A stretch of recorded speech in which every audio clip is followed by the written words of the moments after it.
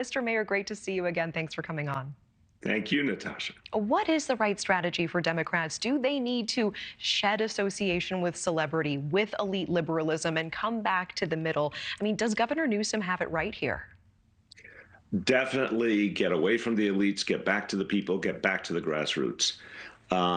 The thing that we're seeing with Bernie and AOC is, I think, the exact prescription. They're going out to communities all over the country, swing districts, swing states, talking to people about kitchen table issues, how Democrats are going to be the ones to lower health care costs. And Democrats are going to fight tax cuts for billionaires and corporations. This is the kind of thing that most Americans believe in, care about, including a lot of people who voted for Trump. So I think you're seeing before your very eyes the future direction of the party. It's not just get away from the elites and get back to the grassroots and the heartland. It's talk about those kitchen table issues that bluntly we failed to talk about well enough in 2024. Yeah, and you have said that Dems could have won in 2024. In your words, they blew it. Who do you think should be the new face of the Democratic Party? Well, I think what would be healthy is to have some competition, because the big mistake, and we now understand it fully, and Natasha, I've told you, a lot of us didn't understand well enough in 2023, 2024. We should have stood up and said, hey, Joe Biden, you've been a great president, but it's time to step aside. So we waited too long, a lot of us. And then Kamala Harris came in without any competition, and that was actually the kiss of death, because the competition makes you stronger and actually allows you to connect with what people care about and become that voice for the people. So I think we're going to have a very competitive primary. I'm looking at candidates like Governor Wes Moore of Maryland, Governor Andy Beshear of Kentucky, J.B. Pritzker, of course, Gavin Newsom. I mean, we've got an extraordinary Democratic bench, very heavy on governors. And I love that. As someone who was a public executive, I think this is exactly what we need. People have gotten some real things done, have been able to go out in their states and produce, so it's not just complaining, and build those broad coalitions. That's the only way you get something done as a governor or a mayor. But we've got exciting representatives of a new generation of leadership.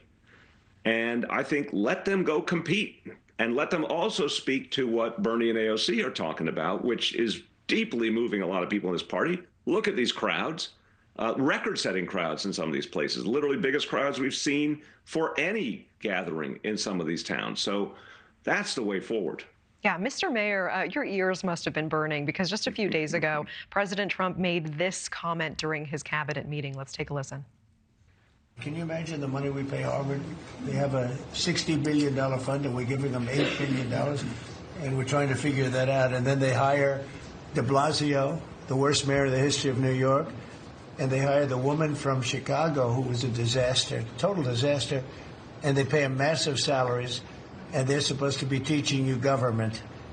That's not Harvard. That's not Harvard the way it used to be. Okay, so the president calling you the worst NYC mayor there. Your reaction? Well, first of all, Natasha, where is that massive salary from Harvard? I'm still waiting for it. That would be great. But no, look, how does someone who has been bluntly a train wreck as president, who's created chaos all over the world and thrown the economy already into a state of near recession, how does he tell any of us what good government looks like? You know, I was mayor of New York City for 8 years. It's one of the toughest jobs in politics.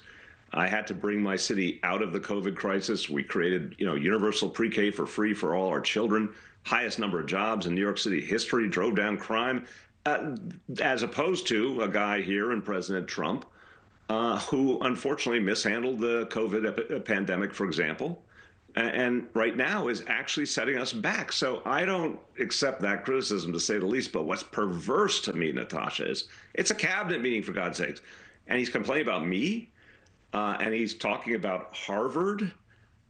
Why on earth is he obsessed with the money that the federal government gives Harvard for things like research, which we desperately need as a country? Why is that what obsesses him, when at the same time he is literally moving policies on tariffs, for example, that are putting Americans out of work right now, and undermining our farmers, our factory workers? That pain is being felt right now. Why on earth is he wasting his time on a former public official just because he doesn't agree with me?